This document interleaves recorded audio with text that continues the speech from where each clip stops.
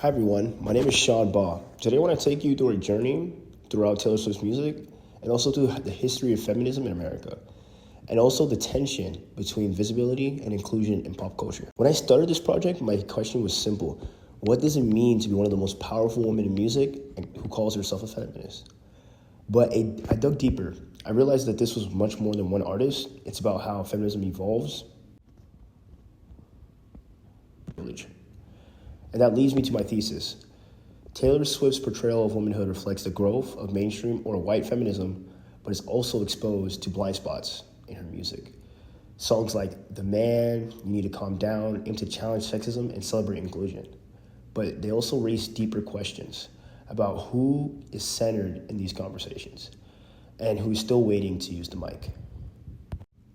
All right, so now I'm going to dive deeper onto why this matters to me. This topic isn't just academic for me, it's personal.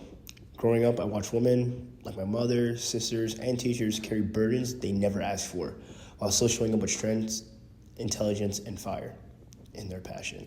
These weren't the women you saw in glossy media portrayals of feminism.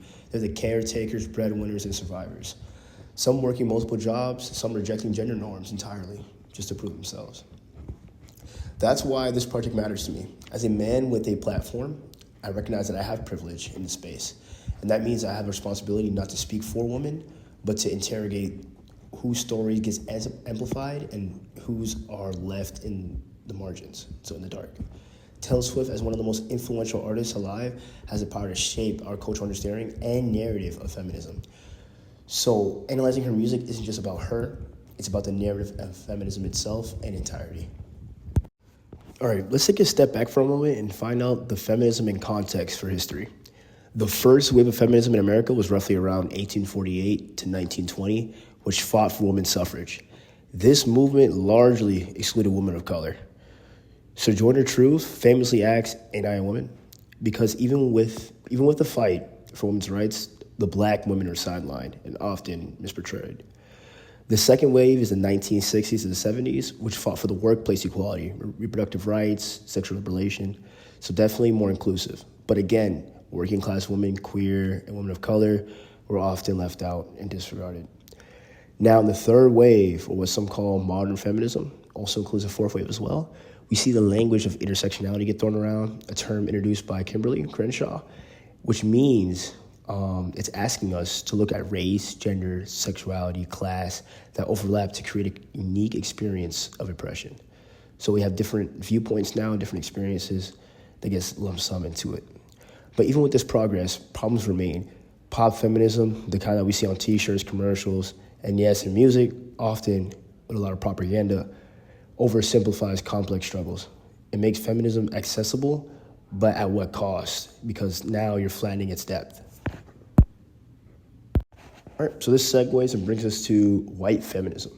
So white feminism is the type of feminism that's centered around needs, experiences, and visibly of white, cisgender, middle-class women. So this is the golden standard of a feminist, while overlooking or minimizing the struggles of others that are women of color, LGBTQ right individuals, disabled women, and women from a working class. So definitely not the higher middle class that they're used to.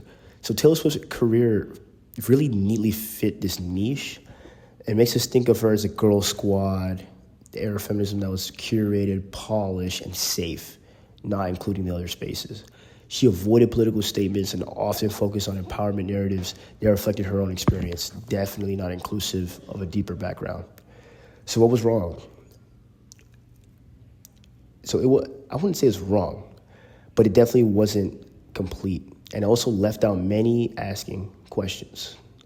If feminism is only empowering to those who already have access to power, is it truly feminism?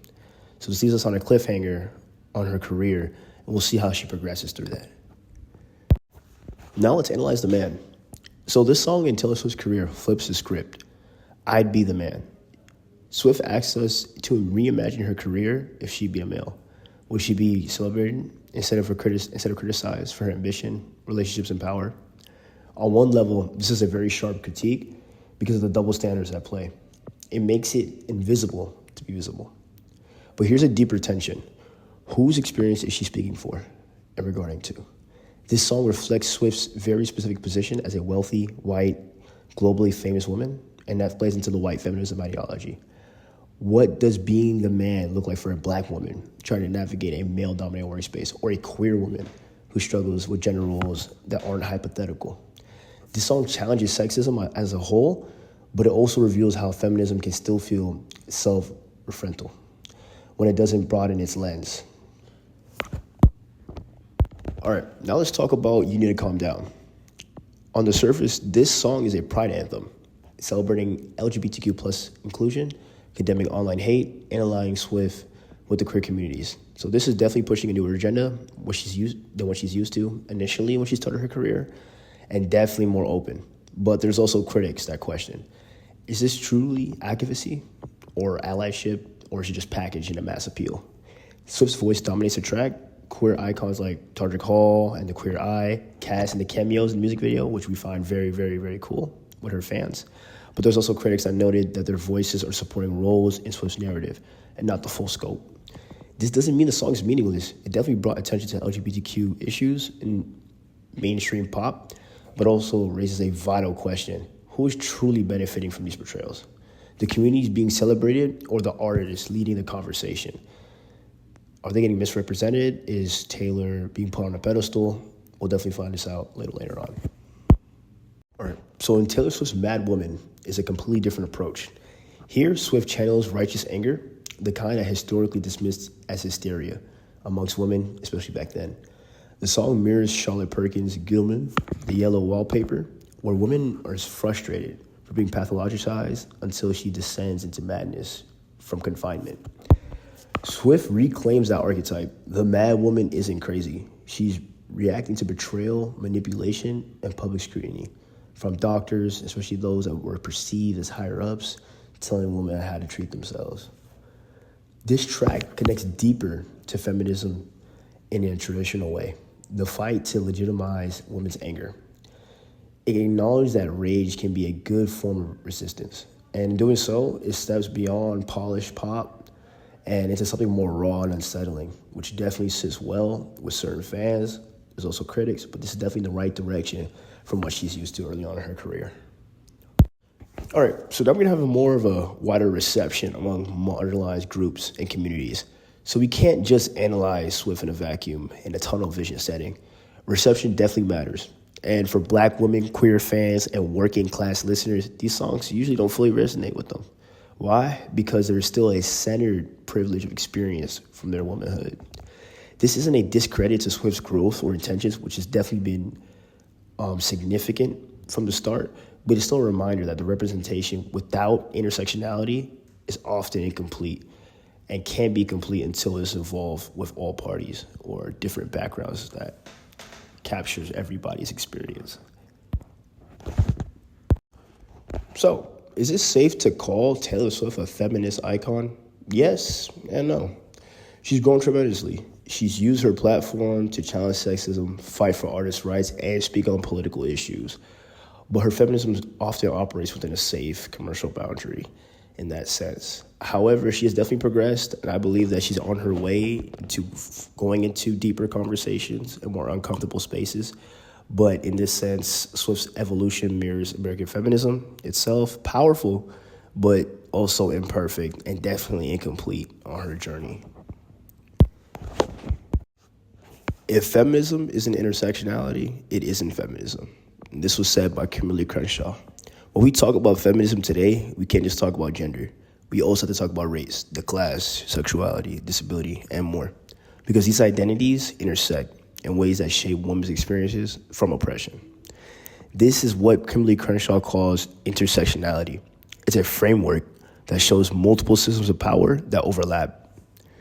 Taylor Swift's feminism, while it's still evolving and has been proven through her songs, it often reflects what critics call the white feminism. That narrative that uplifts women like cisgender, able-bodied, wealthy, while leaving space for women with margins. Very, very little space. And why does this matter? On a large scale, because of the only version of womanhood that dominates the conversation, it silences the others. So it's a domino effect. If there's a hierarchy in it, the ones on the bottom don't feel as heard. Black feminists have a long pointed out history with the struggles, with sexism were also tied into the racism as well, yet rarely centered in the pop feminism. Just about a few artists have ever hit that mark, and definitely not on Taylor Swift's level. Queer and trans women are often invited into the narrative, but not given full agency or sustained advocacy for them. Working class women also don't get to reflect on the struggles, especially in the pop lyrics. When you're a growing star at such an astronomical level, there's no way they can relate. This doesn't mean that Swift's contributions aren't valuable, but it does mean that we have to ask the questions.